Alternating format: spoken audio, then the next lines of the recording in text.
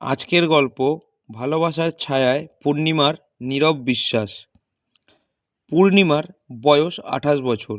তার উচ্চতা মাঝারি, গায়ের রং উজ্জ্বল শ্যামলা। তার মুখটা ছিল গোল, যার মধ্যে সর্বদা এক শান্ত হাসি লেগে থাকত। তার চোখ দুটি গভীর, কালো এবং স্থির, যা তার অটল ধৈর্য ও সহনশীলতার পরিচয় দেয়।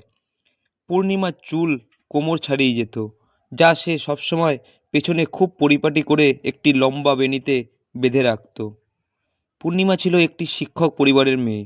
তার বাপের বাড়িতে আর্থিক সচ্ছলতা থাকলেও সেখানে ছিল শান্ত এবং সাহিত্য চর্চার পরিবেশ। সে শহরে এসে একটি ছোট সফটওয়্যার কোম্পানিতে অ্যাকাউন্টেন্সের কাজ করত, কিন্তু সুমন্তের চাপে এবং নিজের ইচ্ছায় বিয়ের 1 বছর পর সে চাকরি ছেড়ে পুরোপুরি সংসারী হয়। সুমন্ত হলো পূর্ণিমার স্বামী। সুমন্তর বয়স 30 বছর। সুমন্ত ছিল লম্বা, পেশিবহুল এবং সুগঠিত। তার গায়ের রং ছিল মাঝারি গড়নের মতো। তার চোখ দুটি ছিল তীক্ষ্ণ এবং স্থির, যা তার উচ্চ আকাঙ্ক্ষা এবং দ্রুত সাফল্যের আকাঙ্ক্ষাকে প্রকাশ করত।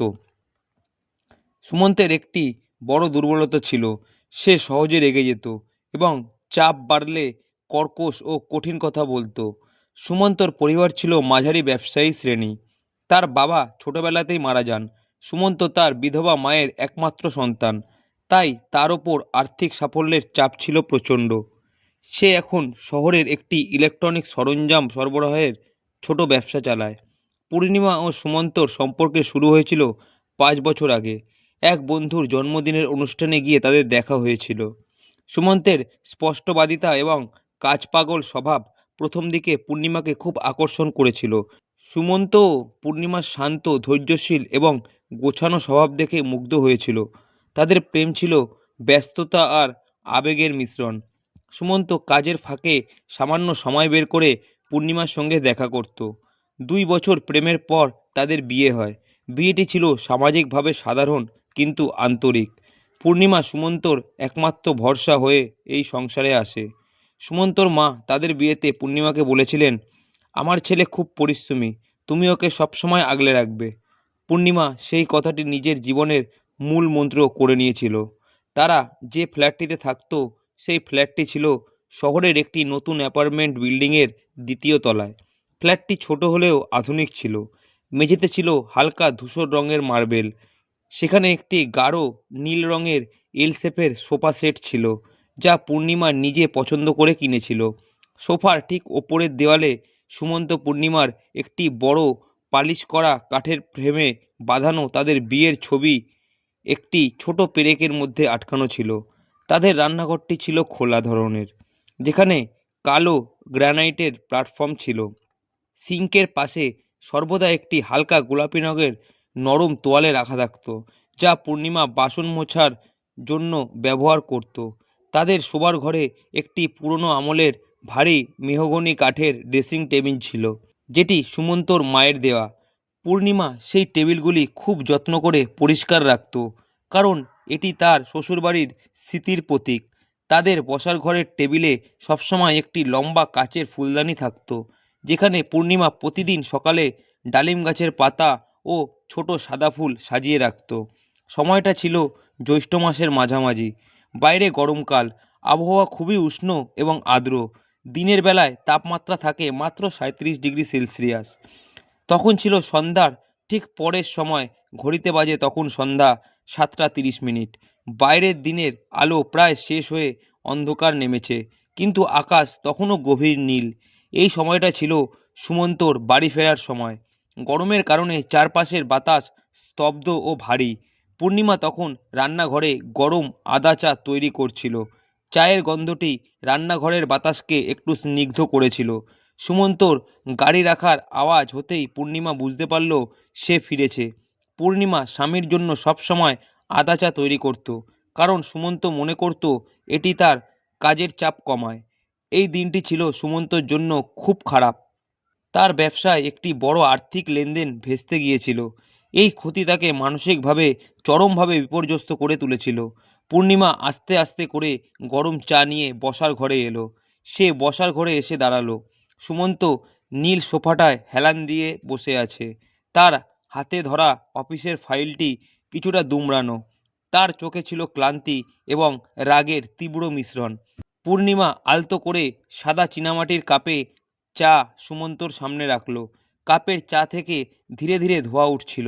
ঠিক তখনই সুমন্ত রেগে গিয়ে সেই কর্কশ কথাগুলি বলল, যা পূর্ণিমাকে তার নিঃশর্ত ভালোবাসার পরীক্ষা নেওয়ার জন্য প্রস্তুত করে তুলল। পূর্ণিমা যখন সুমন্তের সামনে সাদা চীনামাটির কাপে চা রাখল, তখন সুমন্তের রাগ যেন আগ্নেয়গিরির লাভার মতো বিস্ফোরিত হলো।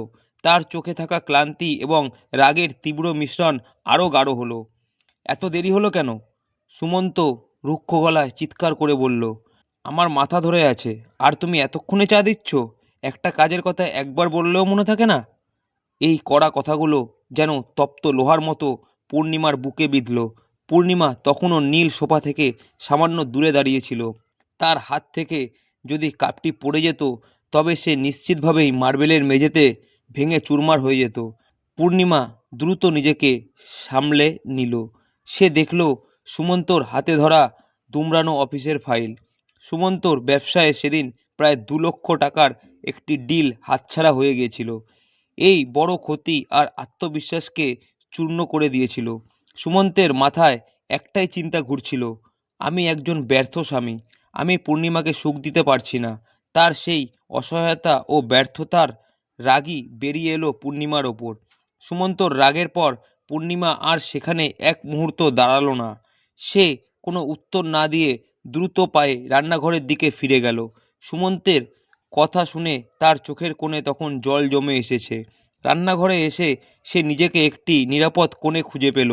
সে চায়ের কেটলির দিকে তাকিয়ে রইল। তার মনে তখন অনেক কষ্ট।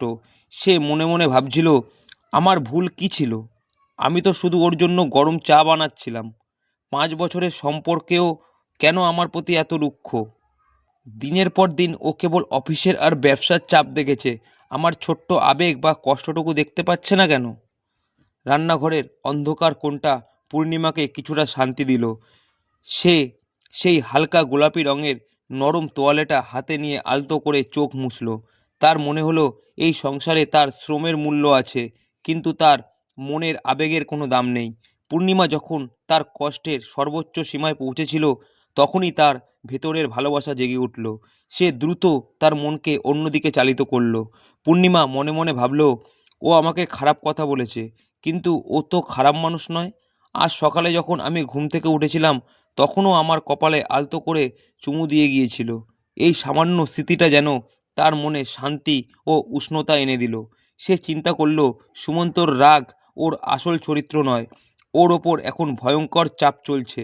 এত বড় একটা ক্ষতি হয়েছে, ও হয়তো এই রাগটা কারো ওপর বের করতে না পেরে আমার ওপর করছে। আমি ওর সবচেয়ে আপনজন, তাই ওর এই কষ্টটা আমারই সহ্য করতে হবে। পূর্ণিমা তার শক্তিশালী বিশ্বাসকে আঁকড়ে ধরল। ওকে আমি ভালোবাসি, আর আমার এই ভালোবাসা ওকে একদিন নিশ্চয়ই এই রাগ আর খারাপ অভ্যাস থেকে মুক্তি দেবে। আমার ধৈর্যই হবে ওর পরিবর্তনের চাবিকাঠি। এই চিন্তাগুলো পূর্ণিমাকে এক গভীর শক্তি জোগালো। সে সিদ্ধান্ত নিল, সে স্বামীর ভুলের সামনে ভাঙবে না, বরং ভালোবাসার বর্ম তৈরি করে তাকে সমর্থন দেবে। তার কাছে সুমন্তর ভালো মানুষটা সবসময় তার রাগী মানুষটার চেয়ে অনেক বড়। পূর্ণিমা নিজেকে মানসিকভাবে প্রস্তুত করলো। সে রান্নাঘর থেকে বসার ঘরের দিকে ফিরে এলো। বসার ঘরের গাঢ় নীল রঙের এল শেপের সোফাটায় সুমন্ত তখনও বসেছিল। সুমন্তের হাতে থাকা দুমড়ানো ফাইলটি তখনও সেখানে পড়ে আছে। পূর্ণিমা গিয়ে সুমন্তর পাশে বসলো। সে কোনো অভিযোগ করল না, কিন্তু তার চোখ দুটি ছিল স্নেহ এবং শান্তিতে ভরা। পূর্ণিমা সুমন্তর দিকে তাকিয়ে রইল। পূর্ণিমার চোখ দুটি যেন বলতে চাইছে, আমি তোমার সব রাগ আর কষ্টকে বুঝতে পেরেছি, আর আমি তোমার পাশে আছি। তার এই নীরব উপস্থিতি সুমন্তর মনে অনুশোচনার জন্ম দিতে শুরু করলো। পূর্ণিমা যখন বসার ঘরের গাঢ় নীল রঙের এল শেপের সোফায় সুমন্তর পাশে এসে বসলো, তখন তাদের মধ্যে অপেক্ষার নীরবতা বিরাজ করছিল। সুমন্ত তখনও মাথা নিচু করে বসেছিল। সে পূর্ণিমার দিকে তাকাতে পারছিল না, কারণ সে তার রাগের জন্য মনে মনে খুব লজ্জিত ছিল। সুমন্তের দৃষ্টি ছিল মেঝেতে, যেখানে হালকা ধূসর রঙের মার্বেল প্রতিফলিত হচ্ছিল। সে দেখল পূর্ণিমা কোনো অভিযোগ করছে না, কোনো কান্নারও শব্দ নেই। পূর্ণিমার এই নীরব উপস্থিতি সুমন্তর মনে অনুতাপের আগুন ধরিয়ে দিল। সুমন্ত মনে মনে ভাবল, পূর্ণিমা যদি একবার চিৎকার করতো, আমার ওপর রাগ দেখাতো, তাহলে হয়তো আমার রাগ কমে যেত। কিন্তু ওর এই নীরবতা আমাকে আরও বেশি অপরাধী করে তুলছে। সুমন্ত ধীরে ধীরে তার হাতে ধরা দুমড়ানো অফিসের ফাইলটি সোফার ওপর রাখল। ফাইলটির দুমড়ানো কোণগুলো যেন তার মানসিক চাপও ভুলকেই প্রকাশ করছিল। কিছুক্ষণ পর সুমন্ত খুব ধীরে ধীরে পূর্ণিমার দিকে ফিরল। তার চোখে আগের সেই তীব্র রাগ আর ছিল না, ছিল শুধু ক্লান্তি এবং অনুশোচনা। পূর্ণিমা, আমি। সুমন্তের গলাটা ধরে এলো। সে নিঃশ্বাস নিল। আমি সত্যিই দুঃখিত। আমি খুব খারাপ ব্যবহার করেছি। আমার মাথা ঠিক ছিল না। ব্যবসার দিক থেকে আজ অনেক বড় ক্ষতি হয়ে গেছে তাই। সে আর কিছু বলতে পারল না। তার হাতে পূর্ণিমার কোমরের কাছটা আলতো করে ছোঁয়া লাগছিল। সুমন্তর এই ক্লান্ত লজ্জিত চেহারা দেখে পূর্ণিমার সব কষ্ট যেন এক লহমায় দূর হয়ে গেল। পূর্ণিমা সুমন্তর অনুতাপ দেখেই বুঝে গেল তার ভালোবাসার বর্ম কাজ করেছে। সে কোনো অভিযোগ না করে খুব শান্ত ও কোমল স্বরে কথা বলল। পূর্ণিমা আলতো করে সুমন্তর কপাল থেকে ঘামের বিন্দু মুছে দিল। আমি জানি, পূর্ণিমা শান্তভাবে বলল, তুমি আমার সঙ্গে খারাপ ব্যবহার করনি। তোমার ভেতরের কষ্টটা আমার ওপর রাগ হয়ে বেরিয়েছে। তুমি তো কখনো আমার ওপর এভাবে চিৎকার করো না। এই কষ্টটা তোমার, তাই না? ব্যবসার জন্য। পৃথিবীর এই সহানুভূতি এবং প্রশ্নটি সুমন্তকে ভেঙে দিল। সে মাথা নিচু করে স্বীকার করল, হ্যাঁ, আমি জানি না এই ক্ষতি কিভাবে সামলাবো। আমি একজন ব্যর্থ স্বামী। পূর্ণিমা তখন সুমন্তর শক্ত হাতটি নিজের হাতের মধ্যে নিল। সুমন্তর হাতের তালু ছিল খসখসে এবং উষ্ণ। পূর্ণিমা বলল, তুমি ব্যর্থ নাও, আর আমি এই কথা শুনতে চাই না। 5 বছর আগে যখন আমি তোমাকে বিয়ে করেছিলাম, তখন তোমার টাকা বা ব্যবসার দিকে তাকিয়ে করিনি।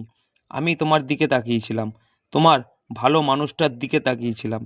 পূর্ণিমা তার গভীর স্থির কালো চোখ সুমন্তর দিকে তুলে বলল, তোমার রাগ বা ভুলগুলো তো ক্ষণিকের মেঘ, কিন্তু তোমার ভেতরে যে ভালো মানুষটা আছে, সেটাই আমার কাছে সব। আর আমি সেই মানুষটাকেই ভালোবাসি। পূর্ণিমার এই কথাগুলো সুমন্তর মনে গভীর শান্তি এবং ভরসা এনে দিল। সে বুঝল, পূর্ণিমা শুধু তার স্ত্রী নয়, তার সবচেয়ে বড় অবলম্বন। এরপর তাদের মধ্যে গভীর রাতের আলোচনা শুরু হলো। তারা দুজনেই শোবার ঘরে এলো। শোবার ঘরে রাখা পুরনো আমলের ভারী মেহগনি কাঠের ড্রেসিং টেবিলের আয়নায় তাদের দুজনের প্রতিচ্ছবি দেখা যাচ্ছিল। সুমন্ত পূর্ণিমাকে তার ব্যবসার ক্ষতির পুরো ঘটনা খুলে বলল। পূর্ণিমা চুপচাপ সব শুনল। সে কোনো উপদেশ দিল না, শুধু সুমন্তের কথাগুলো মন দিয়ে শুনল। পূর্ণিমা সুমন্তর কাঁধে মাথা রেখে বলল, টাকা আবার আসবে, কিন্তু তুমি যদি ভেঙে পড়ো, তাহলে আমি কাকে ভরসা করব? চলো, কাল সকালে আমরা দুজন মিলে একটা বড় কাপে চা খাবো, তারপর নতুন করে শুরু করবে। সেই রাতে জ্যৈষ্ঠ মাসের উষ্ণ এবং আর্দ্র বাতাসের মাঝে পূর্ণিমার ভালোবাসার বর্ম সুমন্তকে নিরাপত্তা দিল। সুমন্ত বুঝল, পূর্ণিমা তার জীবনের ত্রুটিগুলি ঢেকে দিয়েছে এবং তাকে ভালো মানুষ হওয়ার অনুপ্রেরণা জুগিয়েছে। তাদের এই আবেগিক বাঁধন আরও মজবুত হলো। পরের দিন সকালে জ্যৈষ্ঠ মাসের কড়া রোদের উষ্ণতা বাড়ার আগেই সুমন্ত ঘুম থেকে উঠল। তার মন তার মন থেকে যেন ভারী এক পাথর নেমে গেছে। সে রাতে পূর্ণিমার নিঃশর্ত সমর্থন তাকে নতুন শক্তি দিয়েছিল। রান্নাঘরে কালো গ্রানাইটের প্ল্যাটফর্মে পূর্ণিমা তখন চা তৈরি করছিল। সুমন্ত গিয়ে পূর্ণিমাকে পেছন দিক থেকে জড়িয়ে ধরল। আমি কাল রাতে ঠিক করিনি, সুমন্ত ফিসফিস করে বলল, আজ থেকে সব বদলাবে। ব্যবসার চাপ থাকবে, কিন্তু আমার আচরণ বদলাবে। পূর্ণিমা হাসল। তার শান্ত স্নিগ্ধ হাসি সুমন্তর মনে শান্তি এনে দিল। তারা দুজন মিলে সেদিন বসার ঘরের কাঁচের টেবিলটা পরিষ্কার করলো এবং সাদা চীনামাটির কাপে একসঙ্গে চা খেলো। চা ছিল তাদের সম্পর্কের নতুন করে শুরু করার প্রতীক। এরপর সুমন্ত এমন একটি কাজ করলো যা পূর্ণিমা কোনোদিন আশা করেনি। সকাল 10টা নাগাদ সুমন্ত পূর্ণিমাকে ডাকলো, চলো, আমরা এখন বাইরে যাব। পূর্ণিমা অবাক হয়ে বলল, কোথায়? সুমন্ত হাসলো, চলো, তোমার লতানো গাছ কিনে আনি। আমাদের বারান্দাটা ফুল দিয়ে সাজানো দরকার। পূর্ণিমার চোখ খুশিতে উজ্জ্বল হয়ে উঠল। সে কোনোদিন সুমন্তকে তার ছোট শখের কথা মনে করিয়ে দেয়নি, তবুও সুমন্ত মনে রেখেছে। তারা দুজন মিলে বাড়ির কাছে একটি নার্সারিতে গেল। সুমন্ত সেখানে পূর্ণিমার পছন্দের 2টি টবে লতানো গোলাপ গাছ কিনে দিল। টব দুটির রং ছিল হালকা সবুজ। সুমন্ত নিজের হাতে সেগুলো গাড়িতে তুলল। বাড়িতে ফিরে এসে পূর্ণিমা আর সুমন্ত একসঙ্গে তাদের বারান্দায় গাছ দুটি লাগালো। গরমকালের রোদ তখন একটু কড়া হতে শুরু করেছে, কিন্তু তাদের মনে ছিল ঠান্ডা বাতাস। পূর্ণিমা যখন টবে মাটি দিচ্ছিল, তখন সুমন্ত আলতো করে তার চুলে লেগে থাকা মাটি ঝেড়ে দিল। পূর্ণিমা বুঝল সুমন্তর মনোযোগ এখন কেবল ব্যবসার ফাইলে নয়, তার ছোট ছোট ইচ্ছাতেও। এই ঘটনার পর তাদের জীবনে ছোট ছোট জিনিসগুলোও যেন পাল্টে গেল। তাদের বসার ঘরের লম্বা কাচের ফুলদানিতে এখন শুধু ডালিম পাতা নয়, পূর্ণিমা সেই গোলাপ গাছের একটি কুঁড়িও সাজিয়ে রাখত। এটি ছিল তাদের সম্পর্কের নতুন শুরুর প্রতীক। সুমন্ত এখন অফিস থেকে ফিরে আর ল্যাপটপ নিয়ে শুয়ে থাকে না। সে চেষ্টা করে শোবার ঘরে ঢোকার আগে তার কাজের চাপ দরজার বাইরে রেখে আসতে। শোবার ঘরের ভারী মেহগনি কাঠের ড্রেসিং টেবিলের সামনে পূর্ণিমা যখন চুল আঁচড়াতো, সুমন্ত এসে পেছনে দাঁড়িয়ে তাকে প্রশংসা করত। জ্যৈষ্ঠ মাসের উষ্ণ সন্ধ্যাগুলি এখন আর ভারী থাকে না। কাজের শেষে তারা দুজন বারান্দায় বসে তাদের লাগানো গোলাপ গাছের দিকে তাকিয়ে একে অপরের সঙ্গে মন খুলে গল্প করত। পূর্ণিমা এখন সুমন্তর সব রাগ ও ভুলগুলোকে ভালোবাসার চোখে দেখতে শিখেছে। সুমন্তর মধ্যে যখনই আবার রাগের সামান্য প্রকাশ ঘটত, পূর্ণিমা তখন তার মনে সুমন্তর ভালো কাজগুলো মনে করত এবং শান্ত থাকত। সুমন্তও বুঝতে পারল, স্ত্রী তার কাছে দামি গয়না বা বিলাসিতা চায় না, চায় তার 5 মিনিটের মনোযোগ এবং একটু সহানুভূতির কথা। পূর্ণিমা শুধু তার স্ত্রী নয়, সে তার জীবনের সবচেয়ে বড় অবলম্বন। তার আবেগ বা অনুভূতিকে অবহেলা করা মানে সম্পর্কটাকে দুর্বল করা। পূর্ণিমা সুমন্তকে গভীরভাবে ভালোবাসে বলেই সে সুমন্তর ত্রুটিগুলোকে ঢেকে দিয়ে কেবল তার ভালো মানুষটাকে দেখেছে এবং তাকে বদলে যাবার সুযোগ দিয়েছে। পূর্ণিমার এই নিঃশর্ত বিশ্বাস তাদের সম্পর্ককে একটি নতুন শক্তিশালী এবং চিরস্থায়ী বন্ধন দিয়েছে। পূর্ণিমা আজ সফল, তার ভালোবাসার বর্ম তার স্বামী সুমন্তর জীবনকে পরিবর্তন করে দিয়েছে। ধন্যবাদ। গল্পটি ভালো লাগলে লাইক করবেন, চ্যানেলটিকে সাবস্ক্রাইব করে নেবেন। সাবস্ক্রাইব করে বেল আইকনটি ক্লিক করে রাখবেন, যাতে পরবর্তী গল্পের প্রথম নোটিফিকেশনটি আপনি পান।